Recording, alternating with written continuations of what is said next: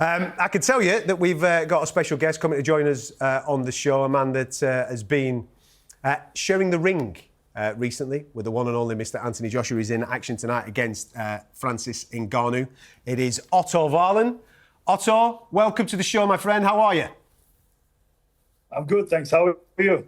Listen, very well indeed, my man. They've spent some money on a new studio for us, pal, so I'm feeling absolutely tremendous. Obviously, you've had first-hand experience of competing over in Saudi Arabia. How was that experience for you at the back end of December? The experience was great. We had a really good time. People took really good care of us. And the service was amazing. And we had a really good time. Everybody enjoyed it. But then the fight was obviously disappointing. And, you know, that's boxing in life sometimes. Sometimes you win, sometimes you lose. So it was tough. But overall, we had a good experience. In the build-up to the bout, Otto, I mean, you were amazingly confident. Obviously, we've seen you coming off the back of a fantastic win as well against Gassiev, and there was a lot of people here in the UK thinking, listen, Otto could cause a serious upset here tonight by beating Anthony Joshua. I know that you didn't see it as an upset, but that's how people were talking here in the UK. What surprised you of that version of AJ that you saw on December 23rd? There were some things that he did really well. I think that one of the things that he did good that fight was that he came out pretty aggressive, and he hadn't been as aggressive in his last few fights. So that was I think they had a really good game plan, and I was questioning before the fight his move to Ben Davison, but he obviously showed that was a good move, and no, they had a good game plan and came well prepared, and all credit to them. Listen, you're a sharp cookie. You know your boxing. How would you, if you were in the ring tonight with Francis Ngannou, how would you approach this fight? If it was me fighting or if I was Joshua? Go on then.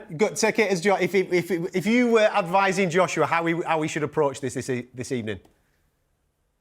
Well, Joshua is a strong guy, and so is Ngannou, but Joshua is better technical. So Joshua is a very good puncher. I know that firsthand. So I think that Joshua should go in there, take charge like he did against me, really, and try to put it on him and see what Ngannou does. He's got to be dangerous, of course, but I think sometimes if you play too safe, that's not good either. So my trainer always says that you can't hit unless you take a swing. So I think Joshua should go for it, and I think he would get him out of there.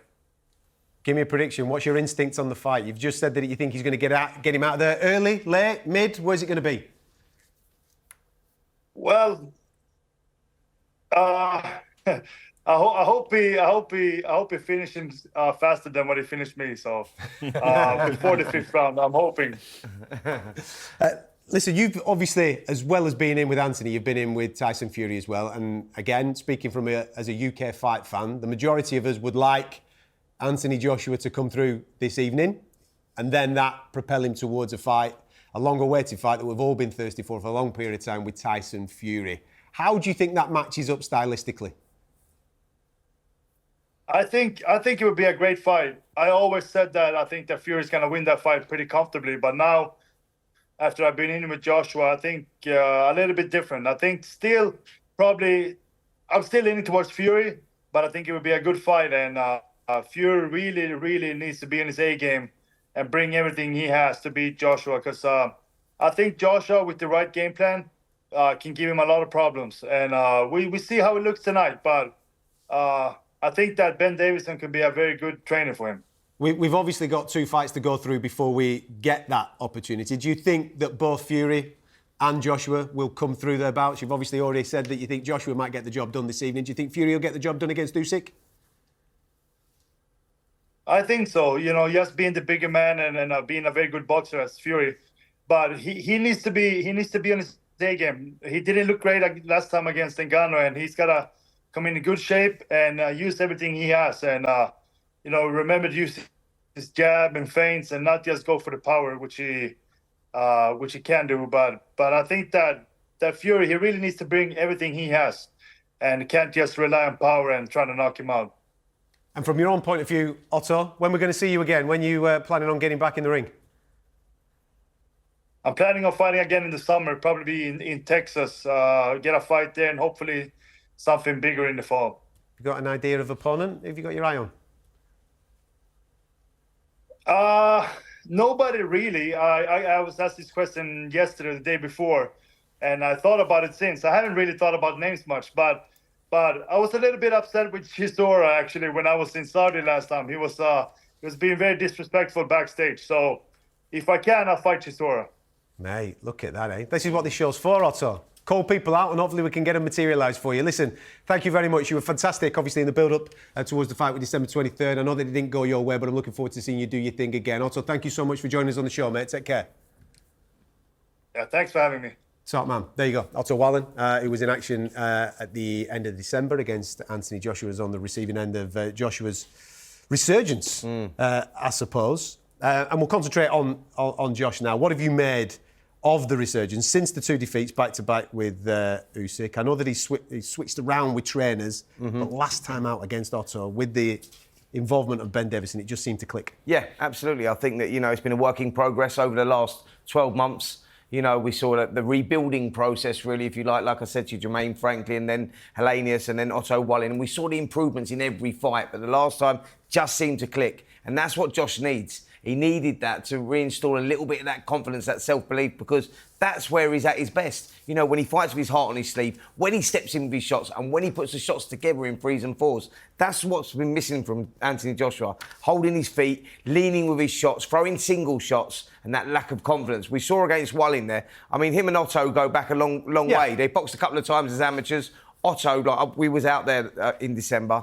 And Otto was oozing confidence. He truly believed... He's a genuine banana skin, mate. He truly believed that he had Joshua at the right time. He said, listen, he doesn't believe in his confidence. He's not stepping in. I can see it in his eyes. He doesn't fancy it anymore. I think the fight's left him. Coming out of there, you speak to him, and he was like, wow, I couldn't believe how good he was, how ruthless he was, how, ferocious he was. And that was the difference. And I think Anthony Joshua can beat any heavyweight out there right now. I truly believe that. It's a fascinating one because we've gone from... the public, right? We've gone from the public talking about Anthony Joshua and saying he's finished, he's done, he can never come back, he's finished, he's shot. And then he gets one performance like that and everyone's going, I think he does Fury. I think he wins. I think he does that. That's, you know what I mean? The public perception of him. There's so many eyeballs on Anthony Joshua. Could you imagine the pressure that comes with that? Yeah. He's got to deal with that. Everything is scrutinised down to the last little bit with Anthony Joshua, whatever he does. And that comes with a lot of pressure. So, yeah, I think he's in a great place right now. How mad is that as a fighter, Josh? Because you have your highs and everybody's riding them coattails, everybody's on it with you, everybody's loving it, and then all of a sudden you have maybe a bump and you think to yourself, where's everybody gone? What the blooming going on here? Why has the narrative changed about me all of a sudden? It's boxing. It's boxing. Mad And game, you know innit? what? And you chose it as a career, pal. You have to ride it. You have to ride with it. Like if you're looking in different respects, football, for instance, if Troy's had a bad game, then he gets next week Yeah. to sort it out. Absolutely. Yeah. And then, if he's considered to have that, he could go on a good spell and it's all of a sudden it's forgot about. People, in previous clubs, Troy might have had a bad game and everyone's taken to Twitter, Instagram, scandalous, get rid of him, get him. All of a sudden... Patrick next week. Actually, next week, Warner legend, getting Troy tattoos on their arms. It's just that, it's sport, it's what happens. Obviously, in boxing, we have the big gap in between. Yeah. So, for instance, I lost my own fight, speaking myself selfishly. I lost to Lopez. People, Josh is done. You should retire. I had people close to me, Josh, that's some great fights, mate. Do you want to leave it alone? Yeah. Against Lee Wood, no one gave me a chance. And when up until the stoppage, boxing his ears off. Yeah. I had phone calls after. Tell you what, Josh, you just went back to your best. You were like watching a Josh Thornton against a Carl Frampton or a Lee Selby. So this is the thing with boxing. Sometimes it's a bit of a gap, but there's a lot what goes on behind the scenes in the gymnasium. Hours and hours and hours of repetition, practicing certain things, and obviously we only get to showcase it under the lights. And it's been a steady transition back. He's needed a bit of momentum, bit of confidence restoring, and the last couple of fights he's done just that. What's he like as a lad? Because we interview him as media members, and obviously I'm sure there's a persona there, maybe a bit of a barrier and what have you. As a lad, is he an extremely confident fella? Is he a person that needs reassurance? Where's he at? A mixture of both. He's very confident in who he is and what he's trying to do, but he's so conscious of learning and wanting to get that extra 1% and that 0.5% wherever he can get it. We've had discussions sometimes about him maybe doing too much, maybe thinking too much about the finer details. But I think the biggest thing, and we haven't spoken about this, but this is just my opinion, I think when he was coming through the Olympics, and it was a nice story because he was relatable. Josh probably had this, and I think we've all had it as sports people. Yeah. You're relatable because you're one of the lads, and what happens is this perception of money takes over. Mm-hmm. From the fans? From a fan's perspective, they go, well, he's earning 50 million this fight, he's 20 million that He's sorted now, him. And before you know it, it's like you're not a human anymore. And the monetary value of what a fan puts on a person, there'll be fans and people close to you think you've earned 400 million. Might not be the case. Based on the stone on, it probably has earned 400 million. But do you know what I mean? And everyone's perception of who and what you are changes. And I think that's where Josh has lost a little bit, where he's still being humble, still helping out, still being really nice. But people's perception has changed of him because they feel like he's not relatable anymore. But you'll see him, he loves riding his motorbikes. I think he does chilling out. He doesn't do anything weird and wonderful. He's just a normal bloke. I think the problem with Josh is that he does overthink and he does take things personally and he does listen to what everyone says and he wants everyone's opinion. Like, he'll do some crazy stuff like, I'll be in the gym with him one time, we'll be in Finchley or whatever else, and now he's like world heavyweight champion. And he'll go like, he'll be working on the bag and he'll go, you're walking past, all right, Josh, yeah, good. Here, Spence, like, if I throw the jab, do you think I should step round there and throw the left hook? And right, and you look at him and you go, you're overthinking it, mate. You're the world heavyweight champ. I don't think that is, though. I think that's him. Sorry to interrupt. I think that's him going, I didn't have the amateur pedigree that everybody else has got. Yeah. Let me fast... He's looking at you going, you're a legend, you've been there, you've done it. So I actually think it's the other way, knowing him. I think it's more of him just going, give me a bit more knowledge, give me a bit more game. Because when you look at it in any sport, the older way of doing it to the newer way, there's different things, but the old way, the fundamentals are always the same. And all we've done now is change it, whether that be football, athletic. We all think, we can just cut that corner out and do it this way. Yeah. If you do the old stuff...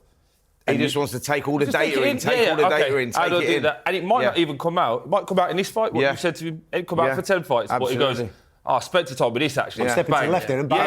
I hope it did, actually. We had that conversation, mate. And if it happens, right, it's all you. If anything happens like that, I want to go to you. There you go.